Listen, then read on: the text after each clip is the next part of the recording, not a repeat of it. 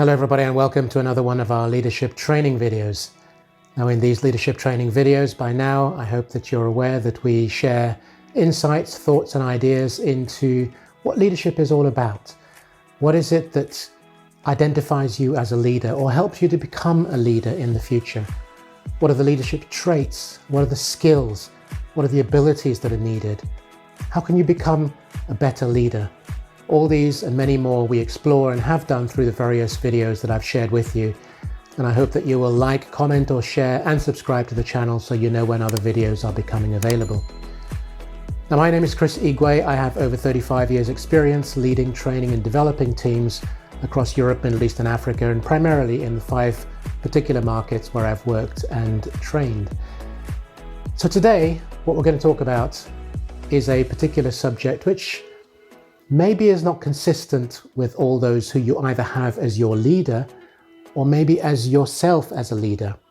And I want to just spend a few minutes explaining to you the repercussions as well as the opportunities that you have if you address this in a particular way. So what we're going to talk about is stay calm. Stay calm as a leader. Now what does that mean? Well, first of all, when you stay calm, many different things can happen and can be seen which you wouldn't otherwise see.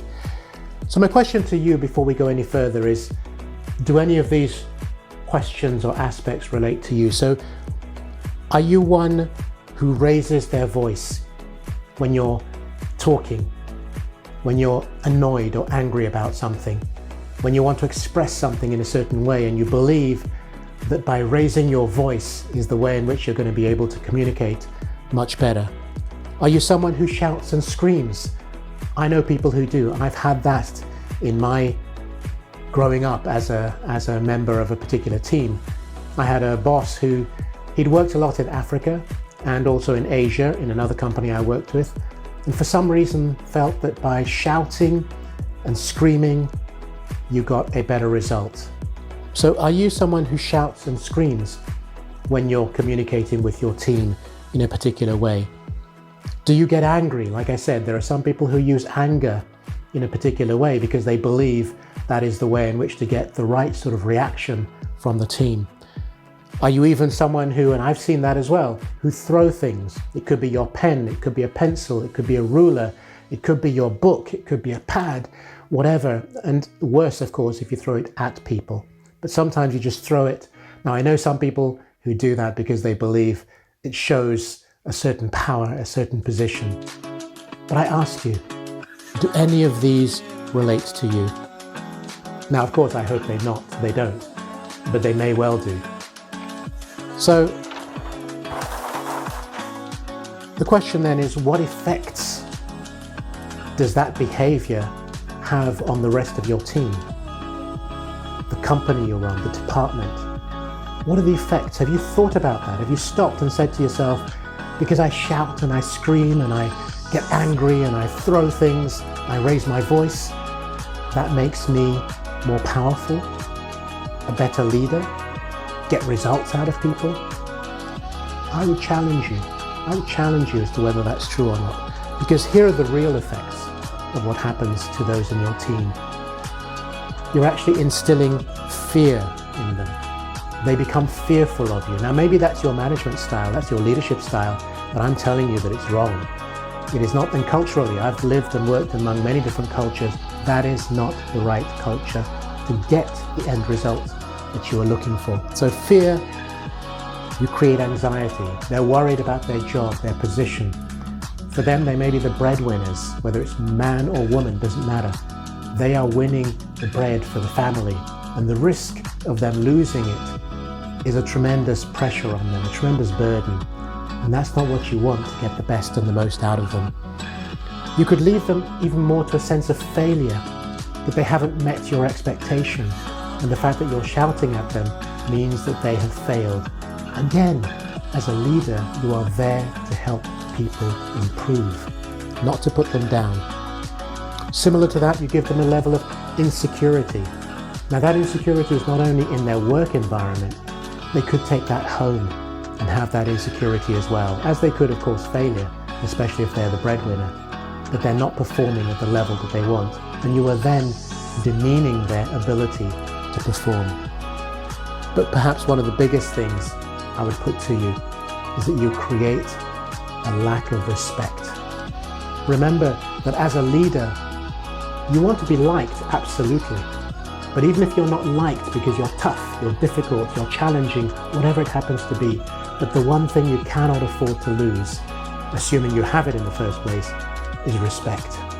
Because respect is one of the foundational pillars of leadership, of being a good leader. So people could start to lose respect for you, and that is not a good place to be. So I want to put it to you, the better way to approach this, of staying calm and controlled and managing how you deal with things, is better to lower your voice. Have you noticed when in school, our teachers, maybe less in school, but sometimes at bigger gatherings, I've seen it, where someone is trying to get the attention of a group and they shout and shout and shout, but people who are talking, they talk even louder because they think the person shouting is someone in that discussion group, so they talk louder. Whereas if you lower your voice, so your voice is lower, calmer, those who are in front will start to hear it and the wave of people becoming silent. So if you lower your voice, you'll be surprised how much more impactful it is than if you're shouting. If you can learn to speak without emotion, yes, there might be times when your emotion needs to come through, but the more you speak with a lack of emotion, if there's a problem, something that hasn't worked out, you want it resolved, someone who hasn't performed the way they should have, and you want that addressed. Firstly, you shouldn't do that in a larger group. And even if they're in a smaller group, or it's one-to-one in your office, you still don't shout at them. You don't tear strips off them. It's better to do it without emotion, in a more objective manner. You can explain how you feel. Explaining how you feel is a really important aspect of how you lead a team, because they respect you. If you tell them how you feel, why you're disappointed, why what happened or what was said, or the lack of meeting deadlines or objectives, explain that to them. Explain to them how you feel they should feel. You'll get way, way more impact than if you're shouting at them. Because then you want to elicit their cooperation by saying, listen, this hasn't worked out. It's not what we wanted. We didn't hit our targets. We didn't hit our budget. We didn't hit the results that we expected in a particular way. Whatever it happens to be, if you then explain to them, you then engage a cooperative mentality with them. And then, of course, once you've gone through all that, because this is the thing, it's not about ending on a negative note. You want to end on a positive note. You can then explain to them what you expect going forward, what you expect to remedy the situation, whatever it happens to be. How do you expect each one of them to raise their game and perform even better? They will listen to you way, way more than if you end up shouting at them, screaming at them, getting annoyed, throwing stuff. I've seen all parts of leadership. I've seen those who shout. I've seen those who get angry. I've seen those who tear strips off people in front of everybody else. And I can reassure you that that is not the way to lead. So I hope that this has left you with some thoughts and ideas, and more importantly, that you will integrate them into your own management style, your own leadership style. And if you see other people doing it, because you're not there at a leadership level, and I know many of you aren't, as you've told me, then see what you expect in a leader. And maybe if you're brave enough and strong enough, and there's no reason why you can't, you can tell your boss, the leader, whoever it happens to be, that perhaps by changing the way he or she approaches things, they could get even better results. Because that's you owning that right to express your voice and your opinion. So I hope this has resonated. If it has, please feel free to share, like, and comment. And of course, subscribe to the channel and you'll know when other videos are becoming available. But in the meantime, until the next time, thank you.